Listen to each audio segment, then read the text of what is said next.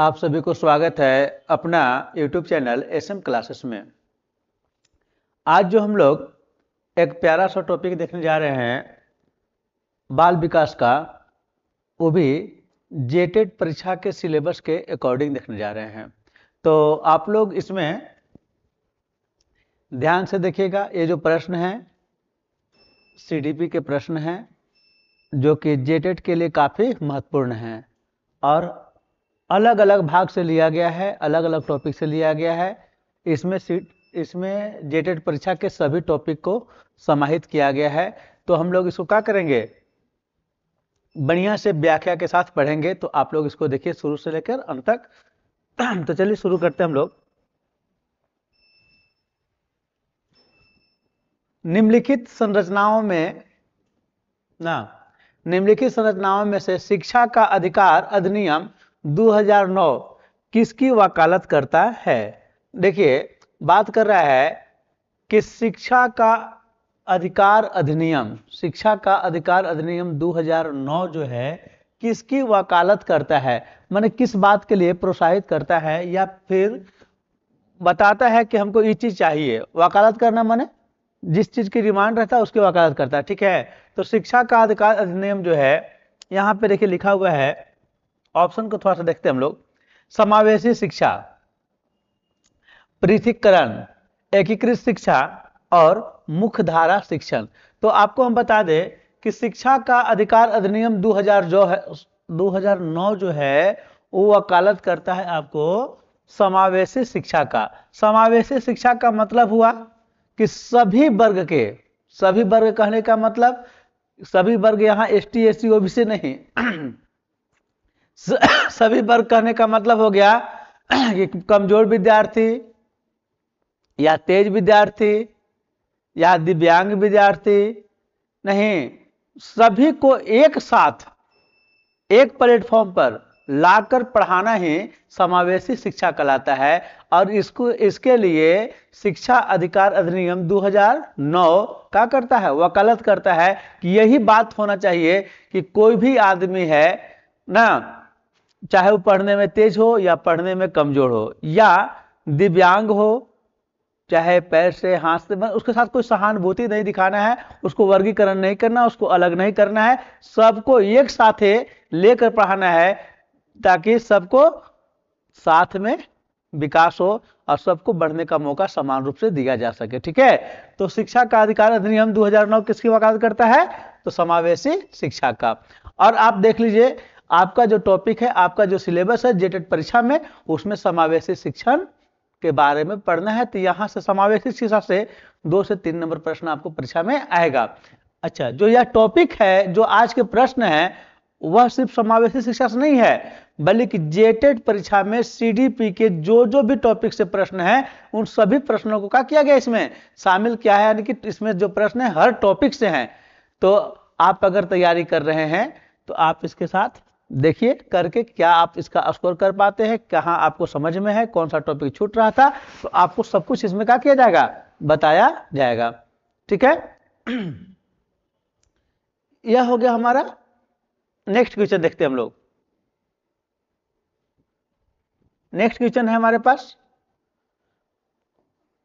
खाली जगह है। यह विचारधारा है कि सभी बच्चों को एक नियमित विद्यालय व्यवस्था में समान शिक्षा प्राप्त करने का अधिकार हो, ठीक है। तो फिर वही बात आ गया, फिर वही टॉपिक से प्रश्न है क्या है कि यह विचारधारा है कि सभी बच्चों को एक नियमित विद्यालय व्यवस्था में समान शिक्षा प्राप्त करने का अधिकार हो। तो इसको हम लोग क्या कहेंगे, तो इसको हम लोग कहेंगे समावेशी शिक्षा। क्या कहेंगे, समावेशी शिक्षा, क्योंकि सभी बच्चों को समान रूप से एक समान विद्यालय में कोई अलग करने की जरूरत नहीं है, ऐसी व्यवस्था को हम लोग कहते हैं समावेशी शिक्षा। और अब जो है शिक्षा का अधिकार अधिनियम के तहत हमको अभी जो फिलहाल जो चल रहा है, हमको समावेशी शिक्षण पर ही फोकस करना है, ठीक है। और आपके टॉपिक में भी समावेशी शिक्षा। अब नेक्स्ट बात करते हैं, एक शिक्षक को चाहिए कि, एक शिक्षक को क्या चाहिए, एक शिक्षक को क्या चाहिए, थोड़ा देखिएगा ना, क्या है ऑप्शन देखिए पहले आप, कि वह विशेष संस्कृतियों समुदाय के बच्चों को बढ़ावा दे। बिल्कुल गलत बात है। कि टीचर को चाहिए कि कोई विशेष खास बच्चों को बढ़ावा दे, नहीं, टीचर को क्या चाहिए, सबको बढ़ावा देना है ना, सबको साथ में लेके चलना है ना। तो ये तो ऑप्शन क्या हो गया आपको, गलत हो गया। हुआ कि नहीं, ये क्योंकि यहाँ पक्षपात करने की बात हो रहा है, किसी संस्कृति के किसी विशेष समुदाय की बात कर रहा है, ऐसा नहीं करना है। समावेशी शिक्षा में सभी को साथ लेके चलना है, ठीक है। वह विद्यार्थियों के बीच सांस्कृतिक विभिन्नताओं तथा विविधता को अनदेखी करे, ये भी गलत बात है। विद्यार्थी के जो सांस्कृतिक विविधता है, उसकी विभिन्नता है, उसको क्या करने बोल रहा है, ये अनदेखी करने के लिए बोल रहा है। मैंने बोला कि उसको अनदेखी कर दिए, कोई मतलब है मत समझिए, ऐसा भी नहीं करना है। उसके विविधता को एक साथ समावेशित करना है और सभी को समान रूप से बढ़ने का अवसर प्रदान करना है। तो ये दोनों ऑप्शन का हो गया गलत। तीसरा ऑप्शन देखते हैं हम लोग कि यह संप्रेषित करे कि वह कक्षा कक्ष में सभी संस्कृतियों का सम्मान करती है एवं महत्व देती है। तो यह बात सही है, उसको सभी संस्कृति का सम्मान करना है, सभी को एक साथ लेके चलना है। तो यहाँ पे इसका सही विकल्प क्या हो जाएगा, ऑप्शन नंबर 3। ऐसे ऑप्शन नंबर 4 को भी हम लोग देख लेते, क्या बोलता है कि वह विद्यार्थियों के बीच तुलना को अधिकतम करे। गलत बात, विद्यार्थियों के बीच तुलना नहीं करना है, विद्यार्थी को हमेशा एक समान रूप से देखना है। समावेशी शिक्षा यही कहता है कि सबको साथ लेके चलना है, किसी को वर्गीकरण नहीं करना है, ठीक है। तो इस कंडीशन में आपका सही विकल्प हो गया कि यह संप्रेषित करे कि वह कक्षा कक्ष में सभी संस्कृतियों का सम्मान करती है एवं महत्व देती है, ठीक है। ये सभी परीक्षा सभी प्रश्न जो देख रहे हैं आप, जेटेड परीक्षा के लिए काफी महत्वपूर्ण है। आप इस वीडियो को अगर शुरू से लेकर अंत तक देख लेते हैं तो आपको सीडीपी के बारे में काफी कुछ समझ में आ जाएगा ना, और इसके आधार पर आप प्रश्नों को कर सकेंगे। तो चलिए आगे बढ़ते हम लोग। बच्चे प्रभावी रूप से सीखते हैं, देखिए क्या बोल रहा है कि बच्चे प्रभावी रूप से क्या करते हैं, सीखते हैं जब माने कब, वे पाठ्य पुस्तक में दिए गए तथ्यों को याद करते हैं। मैंने बोल रहा है कि बच्चे प्रभावी रूप से सीखते हैं कब, जब बच्चे पाठ को याद करते हैं। तो नहीं, देखिए याद करना हमारे शिक्षम अधिगम में बिल्कुल गलत बताया गया है।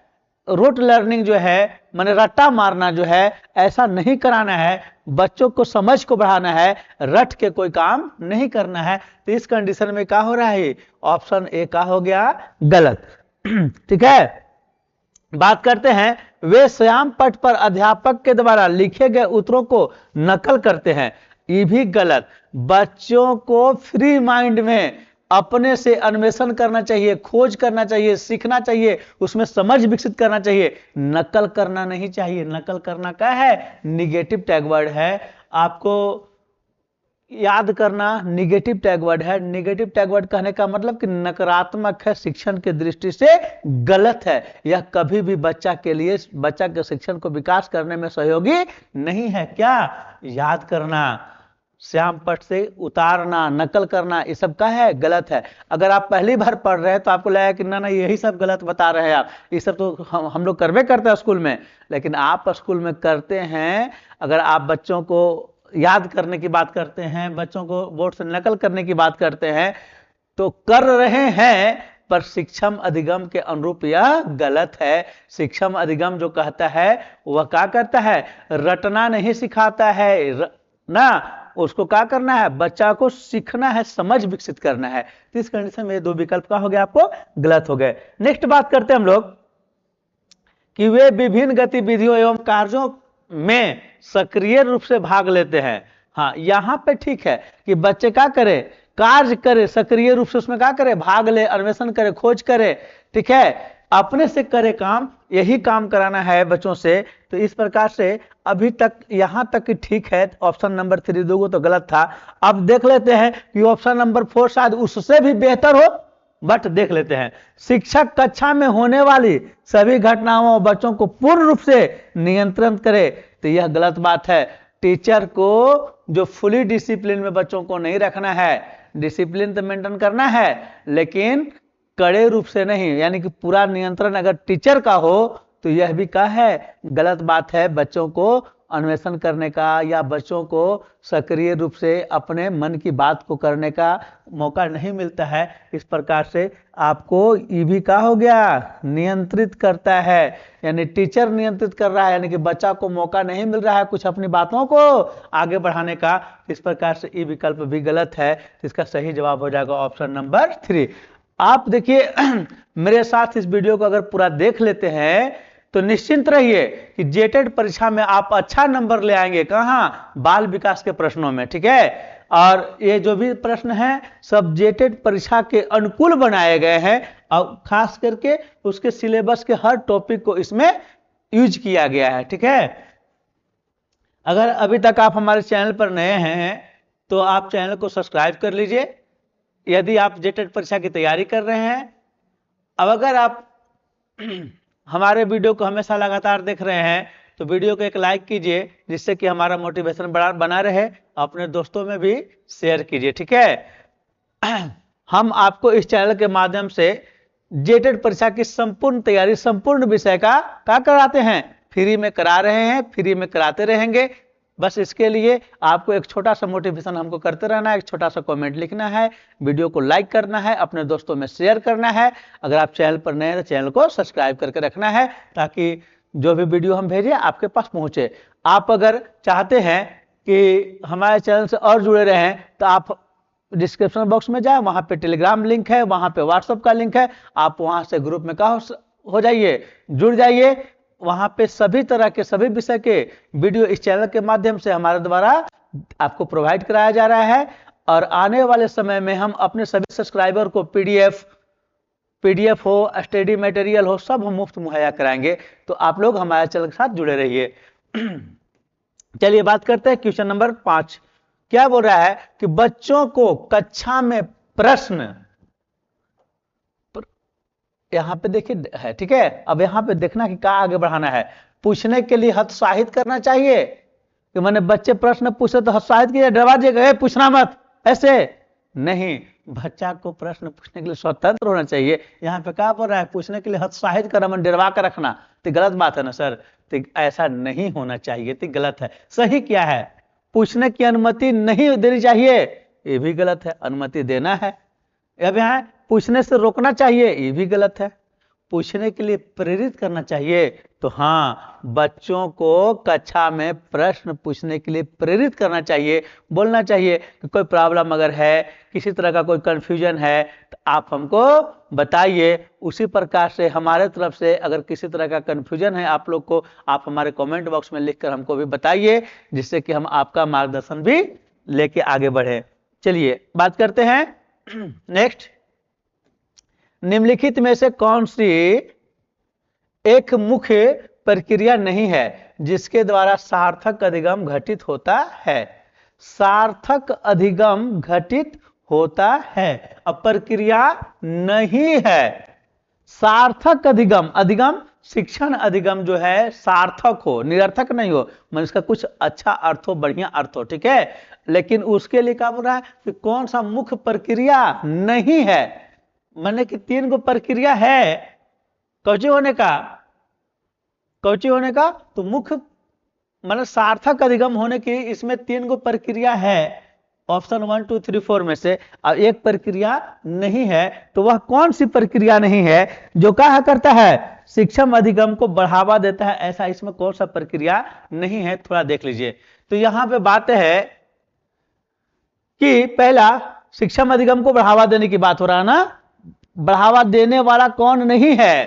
तो पुनरावृत्ति एवं अभ्यास। देखिए अभ्यास जो है ना, अभ्यास जो है प्रैक्टिस है, तो यह क्या है? शिक्षण अधिगम को बढ़ावा देता है। शिक्षण अधिगम के लिए जरूरत है निर्देश एवं संचालन।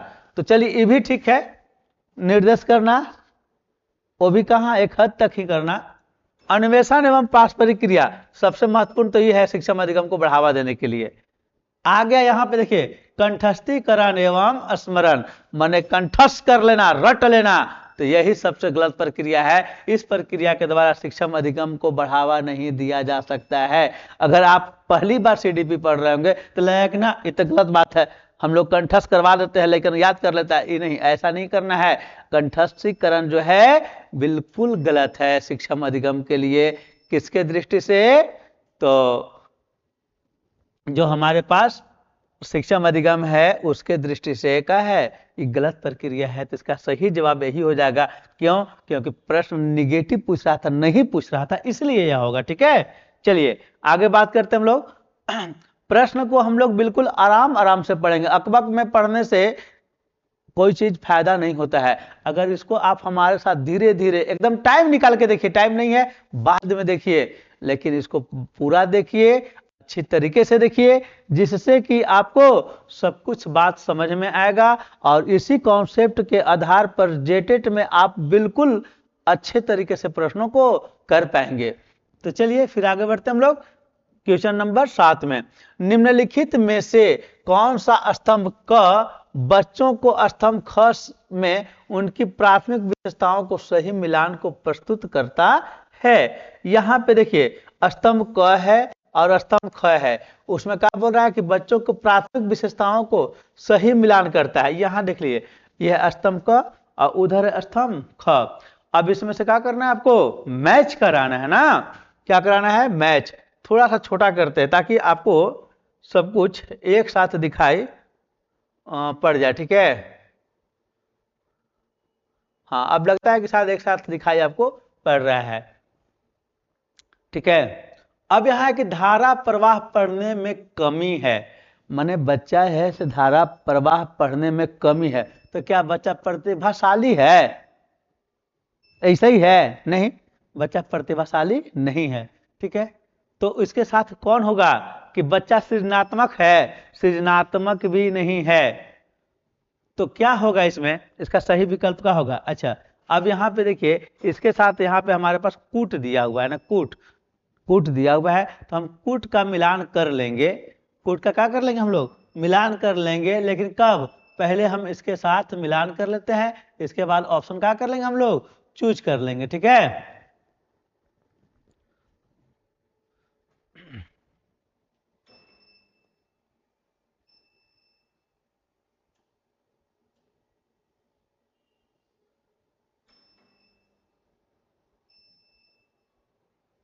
देखिए तो चलिए हम लोग पहले इसको मिलान कर लेते हैं, इसके बाद हम उसको उसके हिसाब से ऑप्शन को चूज कर लेंगे ना। आगे है कि मूल समाधानों के बारे में सोच रखते हैं। तो मूल समाधान के बारे में अगर बच्चा सोच रखता है, नहीं, मूल समाधान के बारे में बच्चा क्या करता है? सोच रखता है, सोच सकता है, तो वह कैसा बच्चा है? प्रतिभाशाली है कि सृजनात्मक है कि अधिगम में असक्ता है कि अवधान में कमी है? नेक्स्ट है कि आसानी से विचलित होने की आदत है। माने आसानी से क्या हो जाएगा?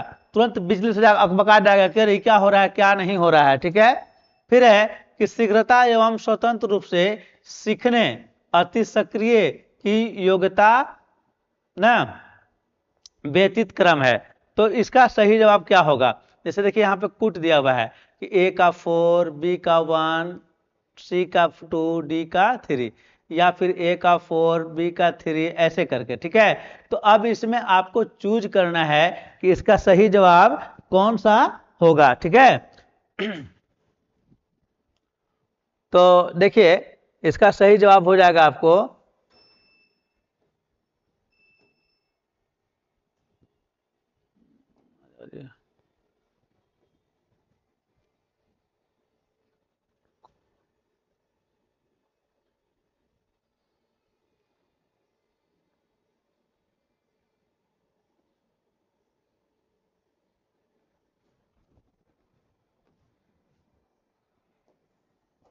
देखिए धारा प्रवाह पढ़ने की कमी, तो इसका हो जाएगा 4। कौन? अवधान की कमी, अवधान की कमी। आगे है कि मूल समाधानों के बारे में सोच सकता है, तो ऐसा समाधान के बारे में सोचने वाला बच्चा क्या होता है? प्रतिभाशाली होता है।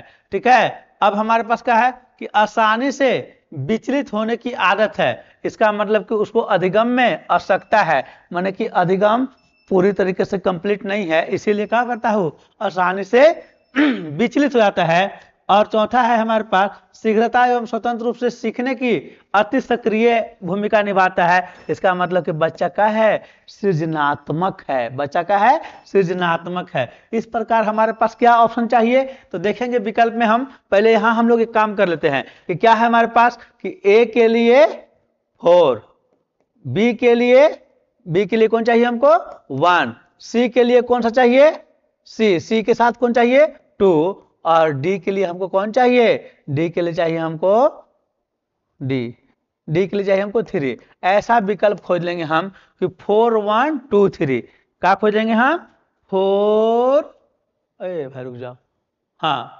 4 1 2 3। इस प्रकार का सही विकल्प कौन रहेगा, ऑप्शन नंबर ए। ठीक है, तो आप इसको थोड़ा आराम से देख लीजिएगा।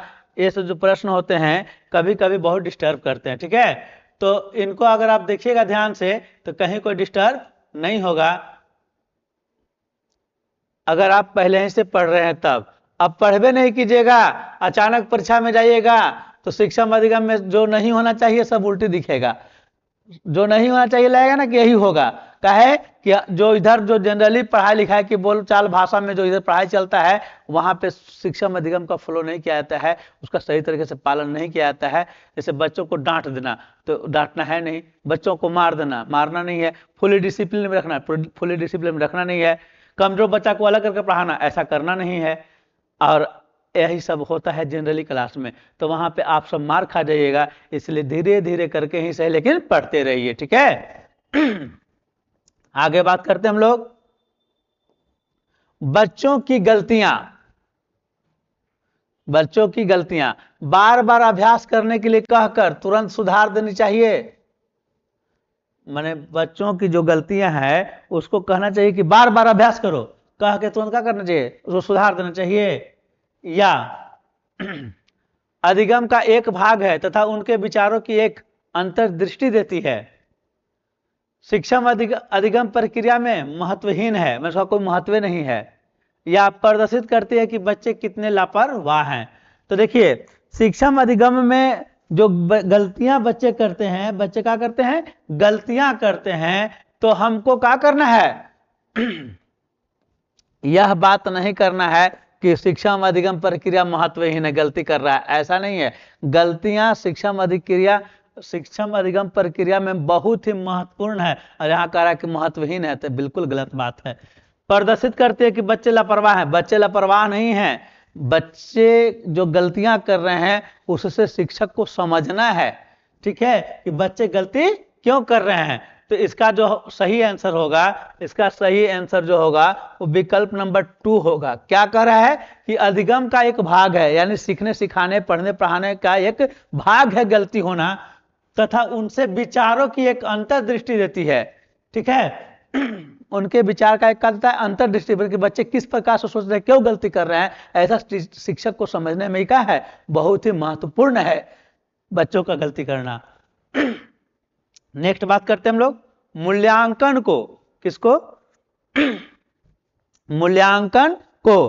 तो मूल्यांकन को क्या, शिक्षा अधिगम प्रक्रिया का एक भाग होना चाहिए, केवल नंबरों के संदर्भ में करना चाहिए, वस्तुनिष्ठ प्रकार के लिखित कार्यों पर आधारित होना चाहिए, या एक अलग गतिविधि के रूप में चाहिए। मूल्यांकन करना है, क्या करना है, मूल्यांकन। जैसे बच्चों को हम पढ़ाए हैं तो बच्चे किस प्रकार से क्या सीखे हैं, नहीं सीखे हैं, तो मूल्यांकन करना चाहिए कि नहीं करना चाहिए, या फिर एक अलग प्रक्रिया है, क्या करना चाहिए। जैसे लिखा है कि एक अलग गतिविधि के रूप में लेना चाहिए, बिल्कुल गलत बात। मूल्यांकन जो है शिक्षा अधिगम का एक भाग है, उसको शिक्षा अधिगम प्रक्रिया का एक भाग होना चाहिए, तो सही जवाब यही होगा। ठीक है, केवल नंबर के संदर्भ में गलत, वस्तुनिष्ठ प्रकार में भी गलत। तो मूल्यांकन का है अधिगम प्रक्रिया का एक भाग है, सीखने सिखाने का एक भाग है मूल्यांकन करना। तो इसका सही जवाब क्या हो जाएगा, शिक्षा अधिगम प्रक्रिया का एक भाग होना चाहिए, कौन चीज को, मूल्यांकन को। नेक्स्ट है कि संरचनात्मक दृष्टिकोण के अनुसार अधिगम संरचनात्मक दृष्टिकोण के अनुसार जो अधिगम है वो क्या है, एक निष्क्रिय व्यक्तिपरक प्रक्रिया है। अब बताइए तो शिक्षा अधिगम निष्क्रिय है यहाँ पे बोल रहा है कि शिक्षम अधिगम जो है एक निष्क्रिय, तो निष्क्रिय कह रहा है, इस दृष्टि में तो पहला नंबर तो गलत हो गया। क्या हो गया ये गलत हो गया, निष्क्रिय नहीं है। शिक्षम अधिगम निष्क्रिय नहीं है, जानकारी के अर्जन की प्रक्रिया है। हाँ, ये हो सकता है कि शिक्षम अधिगम जानकारी की अर्जन करने की प्रक्रिया है, बट देखते हैं इससे भी कोई अच्छा विकल्प हो। अनुभव के परिणाम के रूप में व्यवहार में एक परिवर्तन होने की प्रक्रिया है, ये भी ठीक है। अब थोड़ा देखते हैं और आगे ऑप्शन नंबर 4 में, ये एक सक्रिय सामाजिक प्रक्रिया है। तो देखिए सबसे बेटर ऑप्शन में होता क्या है ना, खास करके शिक्षम अधिगम में आपको देखने पर लगेगा कि ये भी सही है, ये भी सही है, ये भी सही है, तो उसमें आपको देखना है कि सबसे बेटर कौन है। तो सबसे बेटर इसमें क्या है कि एक सक्रिय एवं सामाजिक प्रक्रिया। कौन चीज? शिक्षम अधिगम सक्रिय प्रक्रिया है, एक्टिव है, क्योंकि इसके द्वारा बहुत कुछ क्या कर सकते हैं हम लोग, सीख सकते हैं। नेक्स्ट है कि जब शिक्षक को विद्यार्थियों एवं उनकी योग्यताओं के बारे में सकारात्मक विश्वास होता है, तब विद्यार्थी क्या कर सकते हैं। जब शिक्षक को विद्यार्थी के बारे में सकारात्मक, उनकी योग्यता के बारे में टीचर को विश्वास हो कि हाँ यह जो बालक है ना हमारा, ये काम को कर सकता है, तो उसका प्रभाव विद्यार्थी पर किस तरीके का पड़ता है, यह पूछ रहा आपसे। क्या कि विद्यार्थी निश्चिंत हो जाते हैं तथा सीखने के लिए एक किसी भी तरह का प्रयास करना बंद कर देते हैं। मैंने विद्यार्थी सोच लेते हैं तो गुरुजी के पूरा विश्वास हो गया, हमारा कोई जरूरत नहीं है पढ़ने का, ऐसा सोचते हैं, मैं सीखने का प्रयास बंद कर देते हैं।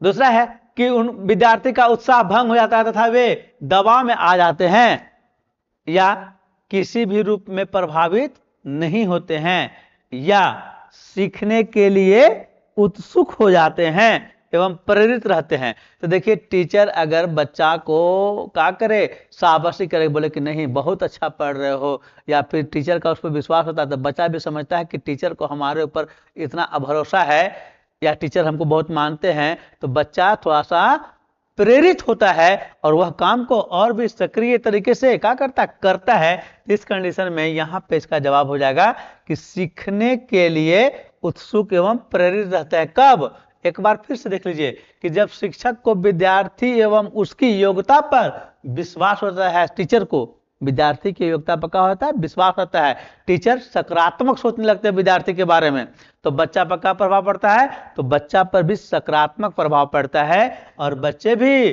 थोड़ा एक्टिव हो जाते हैं, उत्सुक हो जाते हैं क्या करने के लिए, कार्य को करने के लिए। तो इसका सही विकल्प हो जाएगा ऑप्शन नंबर 4। आप इस वीडियो को 1 बार 2 बार 3 बार जरूर देखिए, इसलिए देखना है आपको ना कि इसी कॉन्सेप्ट से आपको जेटेट में प्रश्न मिलेगा। चलिए अब बात करते हैं हम लोग क्वेश्चन नंबर,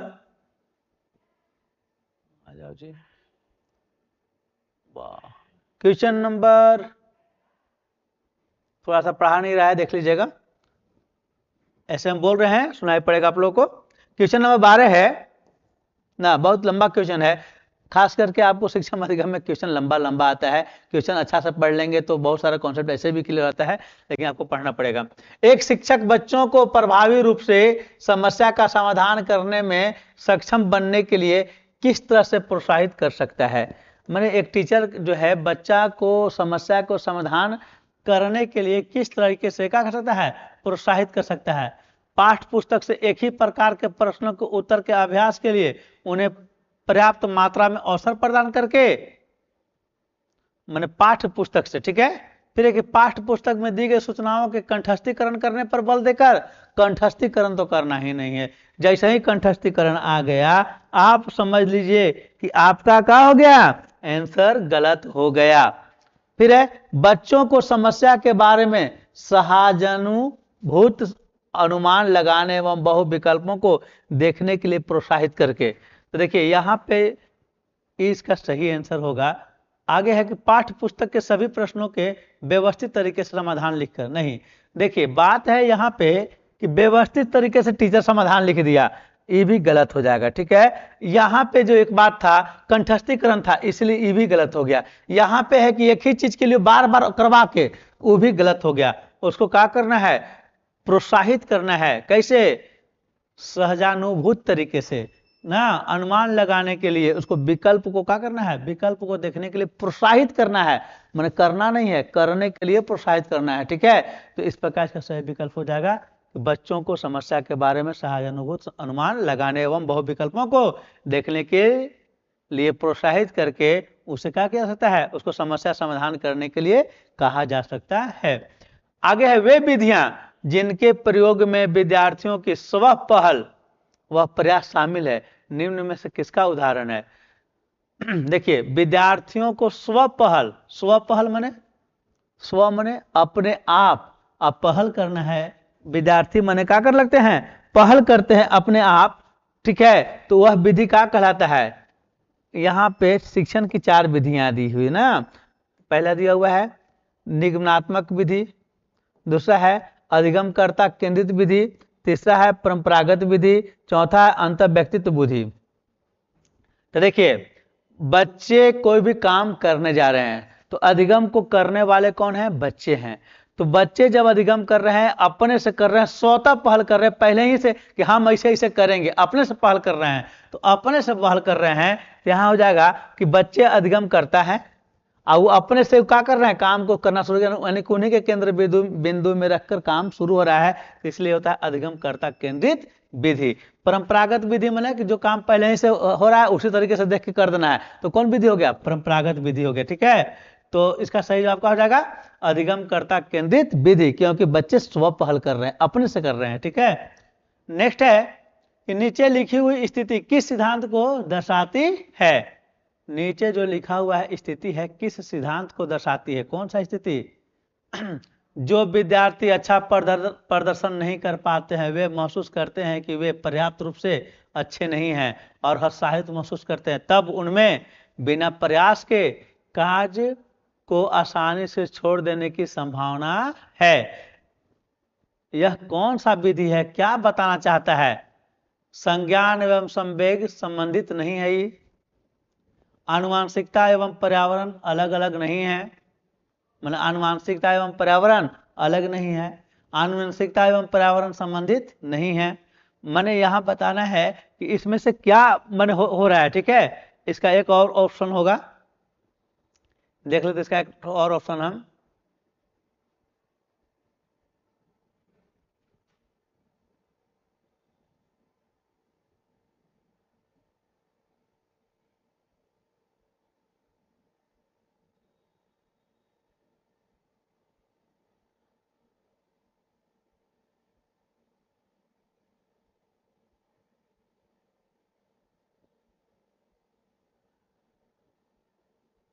नहीं है,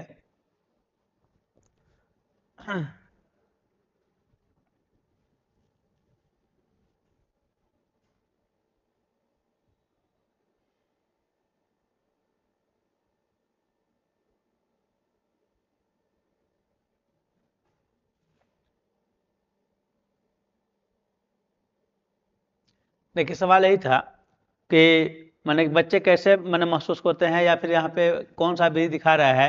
तो यहाँ पे देखिए संवेग, संज्ञान एवं संवेग संबंधित भी नहीं है, अनुवांशिक एवं पर्यावरण भी इससे कोई मतलब नहीं है, क्योंकि यहाँ पे बच्चा क्या कर रहा है, बच्चा अच्छा प्रदर्शन नहीं किया। ठीक है, जब बच्चा अच्छा प्रदर्शन नहीं किया और नहीं करने के बाद वो क्या हो रहा है, उसको महसूस हो रहा है कि हम अच्छा नहीं है, नहीं, और वह क्या कर रहा है, काम को छोड़ रहा है। तो इसमें आनुवांशिकता और पर्यावरण, आनुवांशिकता इस सबसे कोई संबंध इसको नहीं है। ठीक है, तो यहाँ पे ये ऑप्शन जो है वो क्या होगा, ये ऑप्शन इसमें से कुछ भी इसमें नहीं होगा। ठीक है, तो जो ऑप्शन 1 2 3 4 दिया हुआ है, तो यह ऑप्शन नहीं होगा। इसका ऑप्शन थोड़ा सा हम आपको देख के लेते हैं क्या होना चाहिए ना।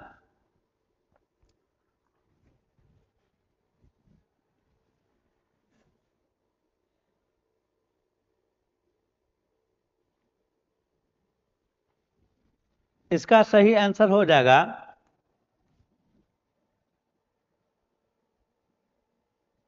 कि संज्ञान एवं संवेग संबंधित नहीं है ना, तो इसको काट देना है। यहां पर हो जाएगा, इसका ऑप्शन नंबर 4 एक रहेगा कि वहां पे रहेगा कि संज्ञान एवं संवेग क्या है, एक दूसरे के पूरक हैं, यानी कि संबंधित हैं। संबंधित क्या है, संबंधित हैं। क्यों बात है से देखिए कि बच्चा जब गलती किया है और उसको बहुत माने अच्छा नहीं लग रहा है कि नहीं हम कर ही नहीं सकते हैं, तो संज्ञान के साथ उसको संवेग हो रहा है, ठीक है, और जिसके चलते पढ़ाई लिखाई छोड़ दिया, तो क्या है, संज्ञान और संवेग एक दूसरे के संबंधित हैं। यहाँ पे यही होगा ना, आनुवांशिकता पर्यावरण से कुछ मतलब नहीं है, ठीक है। तो चलिए अब हम बात करते हैं क्वेश्चन नंबर 15 का ना। क्वेश्चन नंबर 15 देख लीजिए। देखिए क्वेश्चन नंबर 15 क्या कह रहा है, आ जाओ जी। निम्नलिखित में से कौन प्राथमिक समाजीकरण माध्यम है? प्राथमिक समाजीकरण का माध्यम इसमें से कौन है? विद्यालय, सरकार, मीडिया कि परिवार? देखिए प्राथमिक समाजीकरण बताना है आपको, नहीं मतलब सबसे पहले बच्चा समाजीकरण होता कहां से है? तो देखिए सबसे पहले जो बच्चा है समाजीकरण की प्रक्रिया बच्चा को परिवार से शुरू होता है, क्योंकि परिवार को ही समाज है उसका, क्योंकि उसमें परिवार में दादा नाना, दादा हैं, दादी हैं, चाचा हैं, चाची हैं, इस तरीके से भाई बहन है, तो बहुत सारे लोग हैं। तो बच्चा का प्राथमिक समाजीकरण जो होता है वो कहाँ से होता है? परिवार से। अगर इसमें पास पड़ोस भी रहेगा तो वहां से भी, लेकिन एकदम स्टार्टिंग तो परिवार से ही, ठीक है, सरकार और विद्यालय से नहीं, वो सब बाद में आता है। नेक्स्ट है कि जीन पियाजे के सिद्धांत का प्रमुख प्रस्ताव क्या है? जीन पियाजे का सिद्धांत का प्रमुख प्रस्ताव क्या है? कि बच्चों की सोच वयस्कों से बेहतर होती है। बच्चों की जो सोच है वयस्कों से बेहतर होती है, कि बच्चों की सोच मात्रात्मक रूप में वयस्कों से भिन्न होती है, ठीक है। ऑप्शन कौन हो गया, 1 और 2, और इसके साथ अभी ऑप्शन होंगे कौन, 3 एवं 4। देख लेते हैं हम लोग 3 एवं 4 को। 3 एवं 4 देखिए यही है कि बच्चों की सोच गुणात्मक रूप से वयस्कों से भिन्न होती है, कि बच्चों की सोच वयस्कों से निम्न होती है। नहीं किसके अकॉर्डिंग बताना है? जीन पियाजे के अकॉर्डिंग। किसके अकॉर्डिंग? जीन पियाजे। तो जीन पियाजे जो है ना वो बोले कि जो बच्चा का जो सोच है ना, बच्चा का जो सोच है गुणात्मक रूप में वयस्कों से भिन्न होता है, बिल्कुल अलग होता है। और गुणात्मक रूप में थोड़ा बहुत नहीं, तुलनात्मक नहीं, गुणात्मक रूप से भिन्न होता है, यानी कि आपका सोच और बच्चा का सोच काफी अंतर रहता है, ठीक है। नेक्स्ट है बात,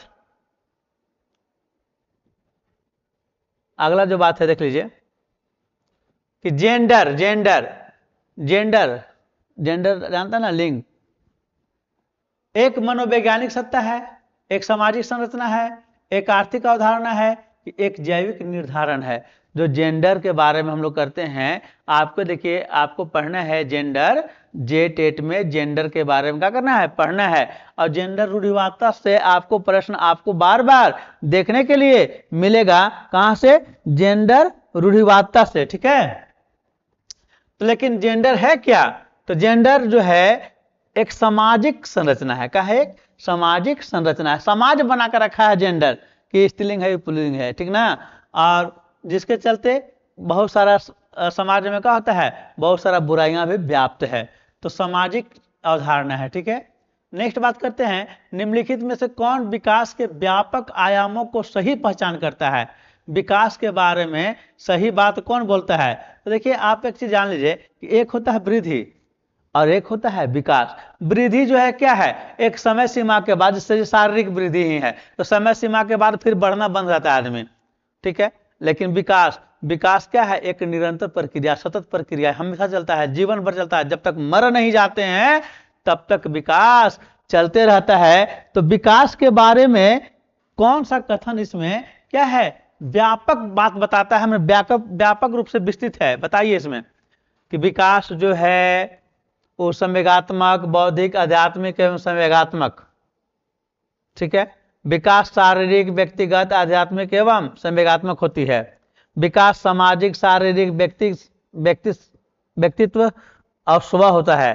फिर है कि शारीरिक, संज्ञात्मक, सामाजिक और संवेगात्मक होता है। तो देखिए विकास का बोले कि विकास चहुओर माने चहुमुखी होता है, चारों दिशा से सब तरीके से होता है, जीवन से लेकर मरण तक, यानी कि गर्भावस्था से शुरू रहता है विकास, ना, वृद्धि की बात छोड़ दीजिए, विकास वहां से शुरू होकर कहां तक, मरने तक चलता है। तो यह इसमें जो वे जिसमें सभी तरह के शामिल हो तो ही हो जाएगा। तो इसमें देखिए, इसमें संवेगात्मक है, बौद्धिक है, आध्यात्मिक है, संवेगात्मक है, एक में शारीरिक नहीं है। इसमें देखिए शारीरिक है, व्यक्तिगत है, आध्यात्मिक है, संवेगात्मक है ना, और इसमें सामाजिक विकास नहीं है। अब यहाँ देखिए सामाजिक है, शारीरिक है, व्यक्तिगत है, इसमें संवेगात्मक नहीं है। यहाँ देखेंगे बात तो शारीरिक भी है, संज्ञात्मक भी है, सामाजिक भी है, और क्या है, संवेगात्मक भी है, संज्ञानात्मक भी है, यानी कि सभी तरह के विकास के अंतर्गत सब कुछ आ जाते हैं। तो इस प्रकार से इसका सही जवाब हो जाएगा ऑप्शन नंबर 4 ना। यही है कि व्यापक रूप से विकास का व्यापक कौन परिभाषित करता है, तो व्यापक रूप से बताता है कि शारीरिक विकास भी होता है, संज्ञात्मक विकास भी होता है, सामाजिक विकास भी होता है, और संवेगात्मक विकास भी होता है। विकास चहुमुखी है, चारों तरफ से होता है, ठीक है, यह निरंतर चलने वाली प्रक्रिया है। नेक्स्ट है, बुद्धि के बारे में निम्नलिखित कथनों में से कौन सा सही है। बुद्धि के बारे में सही कौन है। बुद्धि अनुभव के परिणाम के रूप में व्यवहार में एक अपेक्षाकृत अस्थायी परिवर्तन है। बुद्धि एक अनुमानसिक विशेषक है जिसमें मानसिक गतिविधि जैसे स्मरण एवं तर्क शामिल होती है। बुद्धि बहुआयामी है जिसमें बुद्धि परीक्षणों के द्वारा पूर्ण रूप से परिमेय न की जाने वाली कई योग्यताएं शामिल है, ठीक है, ये ऑप्शन 3 को हुआ। और भी एक ऑप्शन होगा कि बुद्धि अभिसारी रूप से सोचने की योग्यता है। तो बुद्धि के बारे में कौन सा विकल्प आपको सही लगता है, इसका जवाब आपको कमेंट बॉक्स में लिख कर देना है, ठीक है, जिससे कि हम समझे कि आप हमारे वीडियो को अंतिम तक देख रहे हैं। तो बुद्धि के बारे में कौन सा विकल्प सही होगा। 4 गो विकल्प है, 3 गो पीछे चला गया, एक चौथा विकल्प यह है कि बुद्धि अभिसारी रूप से सोचने की योग्यता है। आप देख लेंगे option A, option B, option C, कौन सा ऑप्शन सही होगा, आप उसको कमेंट बॉक्स में लिखेंगे। एक प्यारा सा कमेंट भी करेंगे जिससे कि हमारा मोटिवेशन बना रहेगा और हम आपके लिए लगातार काम करते रहेंगे। चलिए आगे बात करते हैं कि प्रगतिशील शिक्षा में बच्चों को किस तरह से देखा जाता है। प्रगतिशील शिक्षा है, वहां पे बच्चों को कैसे, किस रूप में देखा जाता है, निष्क्रिय अनुकारक के रूप में। बच्चा को अगर निष्क्रिय अनुकारक देखिएगा, मैंने बच्चा निष्क्रिय है, मैंने कोई काम में लायक नहीं है, तो ये तो बिल्कुल क्या हो जाएगा, बिल्कुल गलत हो जाएगा। नहीं, फिर है खाली सक्रिय अन्वेषक के रूप में, हाँ, और जब निष्क्रिय नहीं तो सक्रिय तो हो सकता है, तो ये विकल्प तो है सही। पर और आगे देखते हैं, खाली स्लेट के रूप में एकदम नहीं, बच्चा खाली स्लेट के रूप में नहीं देखते हम लोग, ये भी गलत है। निष्क्रिय भी नहीं देखते हैं, छोटे वयस्कों के रूप में, ये भी गलत है। तो बच्चा को हमको सक्रिय अन्वेषक के रूप में देखना है कि बच्चा का है, एक्टिव है और अन्वेषण कर सकता है, खोज कर सकता है कुछ नया चीज का, ठीक है। आज का अंतिम प्रश्न है कि लेव वाइगोस्की के अनुसार अधिगम एक व्यक्तिगत गतिविधि है, एक निष्क्रिय गतिविधि है, एक अनुबंधित गतिविधि है, ये एक सामाजिक प्रक्रिया है। तो देखिए जैसे ही लेव वाइगोस्की का नाम आपके पास आ जाएगा, लेव वाइगोस्की का नाम आ जाए, एक ट्रिक याद रखेंगे दिमाग में कि जैसे लेव वाइगोस्की का नाम आ जाए, सामाजिकरण के साथ आप चले जाएंगे, कहीं कोई प्रॉब्लम आपको नहीं होगा। और ये सभी जो प्रश्न थे जेटेड परीक्षा के सिलेबस के अकॉर्डिंग टॉपिक से लिया हुआ है। तो आप एकदम इसको जेहन में बैठा ले, एक बार देखने की जरूरत पड़े तो एक बार देखें, 2 बार देखें, इसको आप सेव रखें और आप हमारे चैनल के साथ जुड़े रहें। आपको हम इसी तरीके से जेटेड के लिए सभी विषय का वीडियो प्रोवाइड कराते रहेंगे। आप सभी को धन्यवाद, फिर मिलते हैं हम अगले वीडियो में।